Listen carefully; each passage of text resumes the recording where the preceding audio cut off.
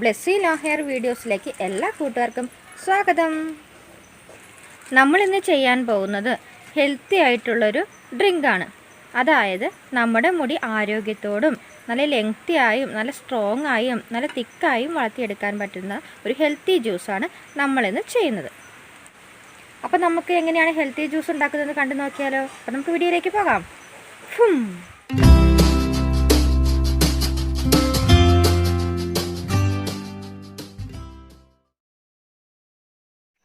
Juice ഉണ്ടാക്കുന്നതിന് വേണ്ടി ഞാൻ എടുത്തിരിക്കുന്നത് ഒരു നെല്ലിക്ക, 4 തണ്ട് കറിവേപ്പില. നെല്ലിക്ക കുരു കളഞ്ഞ് ചെറിയ കഷ്ണങ്ങളാക്കി മിക്സിയുടെ ജാറിലേക്ക് ഇട്ട് കൊടുക്കാം. അതിനുശേഷം കറിവേപ്പില കൂടെ ഇട്ട് കൊടുക്കാം.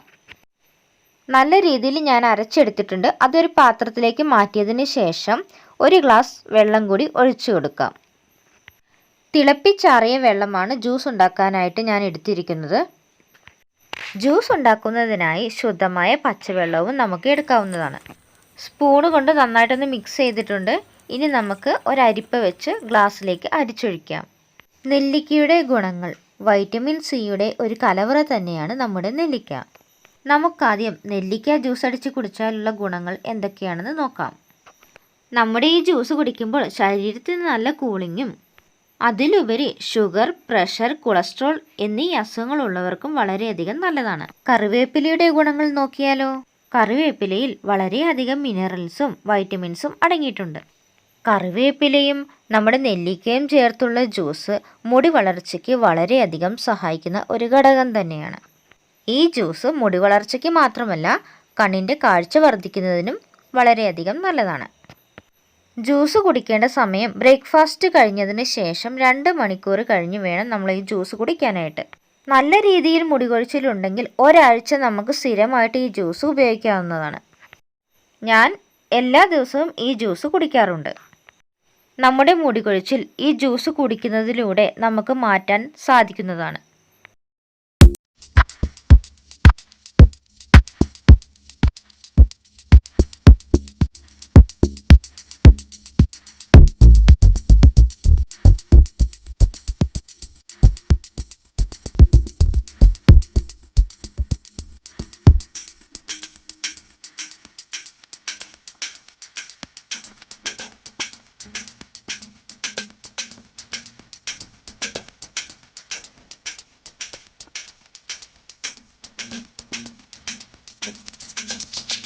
മുടി കൊഴിച്ചിലുള്ള എല്ലാ കൂട്ടുകാരും ഈ ജ്യൂസ് ഉണ്ടാക്കി കുടിക്കണം കേട്ടോ.